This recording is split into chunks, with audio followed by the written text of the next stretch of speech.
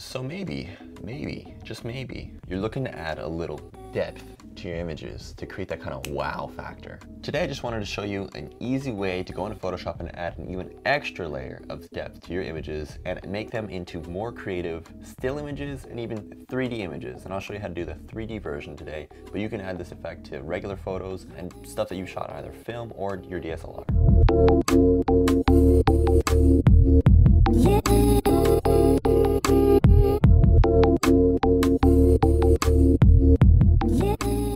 Before I hop right into this effect, I'd really appreciate if you go ahead and like and comment on this video, as well as subscribe if you haven't already done so.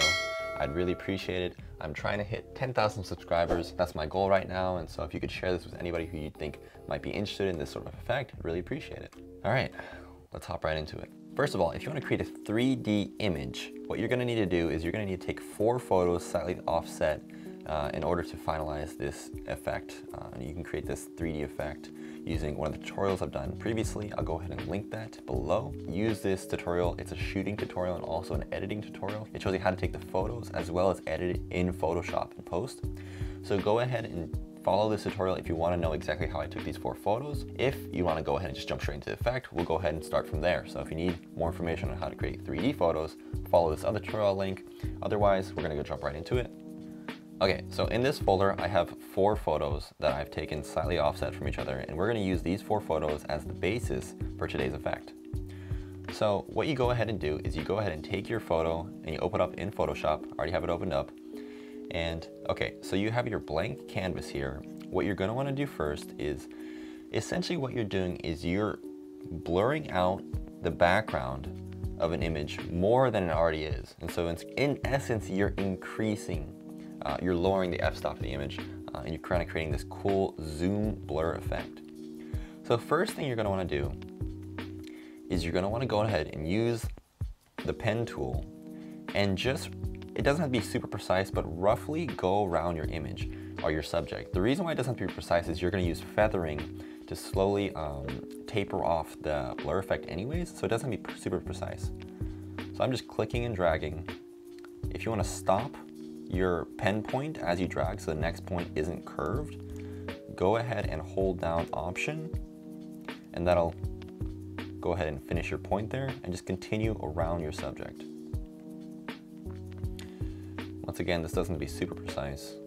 I'm just a stickler for this kind of stuff, so I'm just going to kind of go ahead and go around as quickly as possible around my buddy's shin here.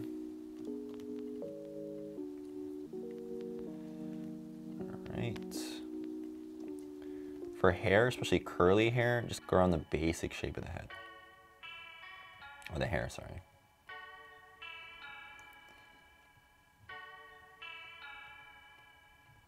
Once you get to a point where you can't tell what's beneath it, go ahead and press like 2, and that'll turn the opacity down to 20%. And that way you can still kind of see your shape, but it'll give you more of a sense of where you're actually drawing.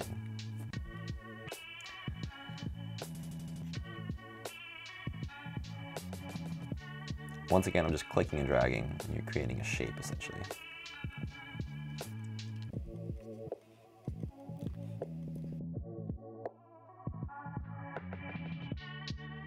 All right, so you have your image here. I'll click 0 to turn it back to 100% opacity. I'm going back to my move tool here. Okay, you can see that the image is now sort of cut out, right? What you're gonna wanna do now is go ahead, right click, rasterize this layer, and then you're gonna wanna blur it real quick. So let's give it a little bit of a Gaussian blur. You're gonna wanna blur it just so that the edges, that when you select them, they're not too harsh. So for this image, let's say around 20, 21 pixels. All right, now hold down Command on Mac, Command, and click this icon here. You can see it has like a dotted box line around it. That'll select the area that you just created, okay?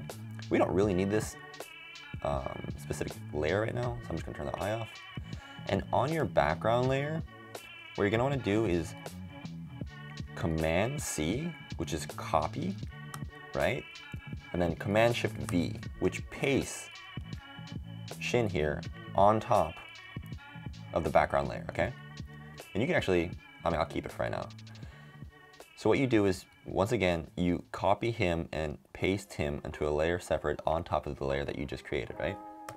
So now that you have essentially a background layer, but also Shin separate from the background layer. What you're gonna wanna do now is go to your background layer, which is layer 0 in my case. Go to Filter, Blur, and then click Radial Blur. Now, you can play around with the amount. This is essentially the amount of blur that you're gonna wanna choose. You can do two effects, either spin, which is circular, or zoom. I like zoom for this. And then quality, you should just keep it at best. Press OK and just see how it looks.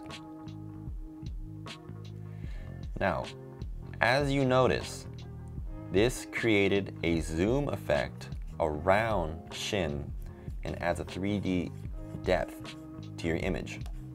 Let me Command Z just so you can see the before and after. That's before, and then we'll redo that there. That's after, okay? Let's try, just to show you the various effects, we'll do zoom or spin. This is now the same effect, but now it's a spinning sensation around Shin. This might be too much blur. This isn't quite what I'm looking for. For 3Ds, you want to make sure that the background, you can actually tell what is actually going on in the background, or else it's just, the effect isn't as, I don't know how to explain it. It's just not as interesting. So for this particular photo, what I'm gonna do is do radial blur, zoom, I'll crank it up maybe like 15. Let's just see how that looks. Okay, this is actually looking pretty good. This is what I want, okay? So now that you have this image, right, what I'm gonna go ahead and do is save this image as a JPEG. Yeah, I'll just copy whatever, same folder I was just in. I don't need it that big, 2.2 megabytes. Okay, so if you're just doing one photo, that's it. That's the whole tutorial. That's the effect. It's really cool, really simple, really easy. However, if you want to take this to the next level and go ahead and make 3D photos with this super zoom effect on it, what you're going to want to do is this shape that we had created. If you want to, you can do the same effect on each photo. That's pretty time consuming, to be honest. What I'll go ahead and do is I'll shift drag this shape to my next layer. Notice how although this cutout is pretty much the same, it's a little bit to the right. What I'm gonna go ahead and do is go to my move tool, use the left arrow key, and to the best of my ability, kind of just go up and down, cover Shin up as much as possible with that same shape that we just used, all right? Now we're gonna do the same thing. I'm gonna hold down Command, press this shape, that gives us our selection, go back to the background layer, Command C, Shift Command V, that pastes him above our layer. And now, once again, you'll notice that you have Shin cut out of the background in this layer 1 here. Click Radial Blur. And now you have the same effect for Shin slightly offset because this is a different photo, but it's the exact same technique, exact same effect. And now if you do this for each of your 4 photos, you'll have the basis for what you need to create a regular 3D effect. What I'll go ahead and do is use the same steps that I've already posted in a previous tutorial to make the typical 3D GIF that most people already know how to make. And I'll use these to alter the original photos that we're going to use for this 3D. And I'll go ahead and create real quickly a 3D effect that I'll show you right now.